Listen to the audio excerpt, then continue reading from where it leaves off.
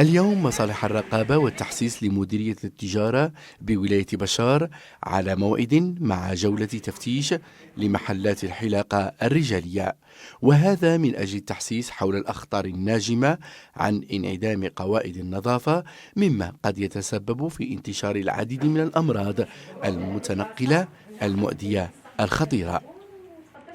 في هذه محلات الحلاقه ماذا بهم كي يكملوا الخدمه نتاعهم عند الانتهاء العمل نتاعهم لازم ينظفوا المحل نتاعهم قبل ما يعاودوا يبداو غدوه منه في هذا على احنا نقولوا كاين امراض متنقله اللي راها تنتقل اما عن طريق التنفس. هذا علاه دائما نطلبوا الشهادات الطبيه. مثلا كاين وين زبون يكون فيه مرض معدي وين يجي يخدم له الحلاق بهذه الادوات الحاده ولا الطوندوز ولا ومن بعد الحلاق ما يعقمهش ومن بعد يمشي به يخدم به لشخص واحد اخر، على بالك كان يصرى غير ثغره صغيره ولا جرح بسيط هنا واش غادي يصرى؟ غادي تنتقل العدوى من ذاك الشخص المصاب الى الشخص السليم.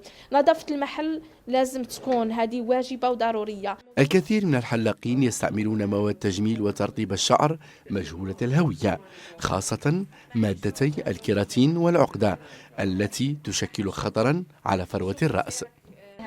فيها حتى بيانات، وحنا دائما هادو اللي رحنا نركزوا عليهم سورتو هاد العقدات اللي راهم يخدموا بهم في الشعر دائما نركزوا عليهم ورحنا نقولوها لهم. حنا ماذا بينا هاد المواد اللي يستعملوها يكونوا فيهم جميع بيانات الوسم، وبيانات الوسم تكون باللغه العربيه. لازم يعرفوا، ولهنايا حتى المستهلك من حقه انه يعرف من واش راه يخدم له الحلاق. انت درك راه يخدم لك بهاد العقده بصح وراه المكونات نتاعها باش من واش راها مخدومه هاد العقده، ها هي مجهوله الهويه ما فيها حتى بيان. وقتاش تاريخ الانتاج تاعها، تاريخ نهايه الصلاحيه، المكونات نتاعها. احنا عندنا هادو كاع كيما تشوفوا مواد مجهوله الهويه وغير مطابقه. محل الحلاقة هذا والذي حاز على شكر أعوان الرقابة الذي استوفى جميع شروط النظافة وسلامة الزبون، خاصة ما تعلق بالمواد المستعملة الأصلية والتعقيم المستمر لأدوات الحلاقة. معروفة هذه هي تخدم بالعقدة؟ لا ما يمكنش أن صالون كيما هذا نخدموا بالعقد. علاش ما تخدمش بالعقد؟ مجهول الهوية، مجهول التركيب، ماهيش معروفة المكونات تاعها. حنا شوف هذا هو الهدف نتاعنا، باسكو لقينا بزاف الحلاقين وين يخدموا بهذه العقده، والعقده هذه تلقاها في لابواط نتاعها كما قلت مجهوله الهويه، ما فيها حتى بيانات وما فيهاش المركبات وما تعرفش اصلا من واش خادمينها وشكون خدمها ووقتاش تخدمت ووقتاش تفريمات. اذا احنا هذا هو الهدف تاعنا، انه هذه العقده ما تخدموش بها، حاجه ما يكونوش فيها بيانات الوسم ما تخدمش بها. حنا والله لا اليوم كي شفنا هذا المحل حاجه كبيره وحاجه مليحه للولايه نتاعنا، وماذا بينا جميع التجار يقتديوا بهذا المثل اللي شفناه اليوم.